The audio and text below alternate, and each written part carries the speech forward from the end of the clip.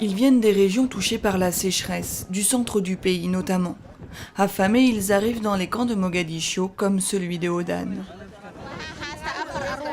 Je me suis enfuie de la région du Bachabel et je suis arrivée à Mogadiscio il y a quelques jours. Mes enfants ont la rougeole et je les ai amenés ici pour qu'ils reçoivent un traitement. Malnutrition et rougeole. Dans la capitale somalienne, les structures MSF s'aperçoivent qu'environ la moitié des enfants souffrent de ces deux maladies simultanément. L'alliance dangereuse d'un très faible taux de vaccination et d'une mauvaise alimentation.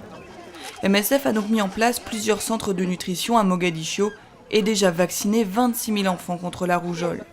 Mais c'est loin d'être la seule urgence, et la difficulté d'accès aux régions touchées par les combats aggrave le sort des populations. À Danilé ou dans la région de Djouba, les équipes somaliennes de MSF leur viennent en aide tant bien que mal.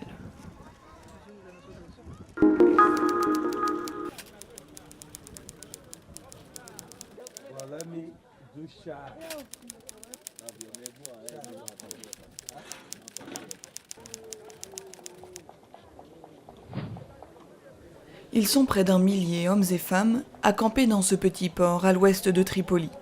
Des migrants venus d'Afrique subsaharienne qui travaillent en Libye depuis des années. Depuis plusieurs semaines, les agressions et les vols se multiplient. Effrayés, ils se cachent dans des campements improvisés où manque eau et nourriture.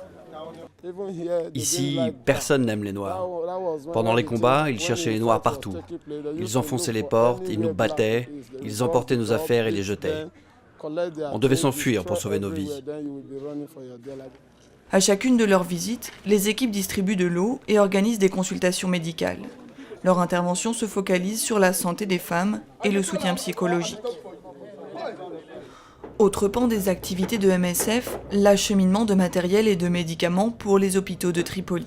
Le 30 août, un bateau déchargeait 20 tonnes de matériel sur les quais du port, une cargaison qui a permis aux hôpitaux de continuer à prendre en charge les victimes des combats.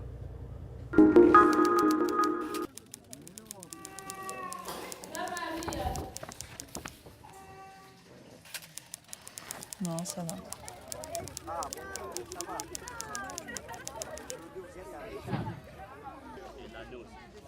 Près de 3 millions d'enfants ont été vaccinés contre la rougeole en République démocratique du Congo. Une opération d'urgence de Médecins sans frontières qui a duré près d'un an jusqu'à la fin août. Elle n'a pourtant pas réussi à stopper l'épidémie. Faiblesse de la réaction initiale du gouvernement, insuffisance des moyens financiers, la RDC n'est pas la seule à avoir laissé la situation empirer ainsi. Dans de nombreux pays, en particulier africains, la couverture vaccinale est trop faible et laisse les épidémies de rougeole gagner du terrain rapidement. Après des années de progrès dans la lutte contre cette maladie, de nouvelles épidémies sont à prévoir. Nous demandons qu'au moment de l'initiative rougeole, la survenue d'épidémies soit prise en compte et qu'un véritable mécanisme de réponse aux épidémies soit intégré à l'initiative rougeole.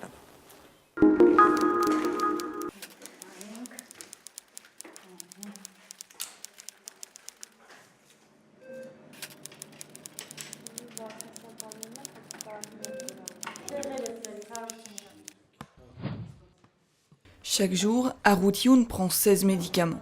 Des médicaments toxiques, aux effets secondaires nombreux et douloureux. Pourtant, il garde le moral, fait plutôt rare chez les personnes atteintes de tuberculose multirésistante. Car à la difficulté de suivre le traitement, s'ajoute le poids du regard des autres. Երբեմն հիվանդները արագ գալիս են պոլիկլինիկա, տուբ կաբինետում դեղերը խմում գնում են, որ իրենց չտեսնեն այդ կաբինետի շրջակայքում։ Դա խոսում է սիգմայի մասին, որ ոչ ոք չի ուզում, որ շրջապատում իմանան ինքը վարակիչ հիվանդություն ունի։ Atteint d'une tuberculose multirésistante, Minas n'a pas supporté le traitement et a dû l'interrompre. Dépressif, la visite de Margarita est l'un de ses rares liens avec l'extérieur. Face à cette maladie redoutable, les médecins n'ont que très peu de moyens thérapeutiques, ce qui rend le travail de Margarita d'autant plus important, car en aidant les malades à suivre leur traitement, le soutien psychologique leur offre un espoir de guérison.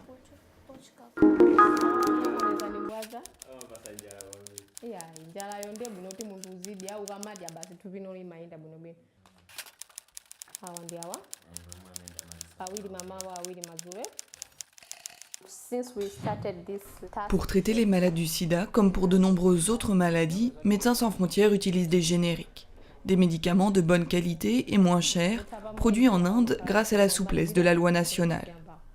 L'une de ces dispositions, baptisée 3D, stipule qu'améliorer un ancien médicament ne donne pas automatiquement le droit de le breveter à nouveau. Novartis conteste cette mesure. Ce cas va au-delà du médicament anticancéreux impliqué dans l'affaire. Grâce à la disposition 3D, les médicaments adaptés aux enfants et les combinaisons à dose fixe ne sont pas brevetés.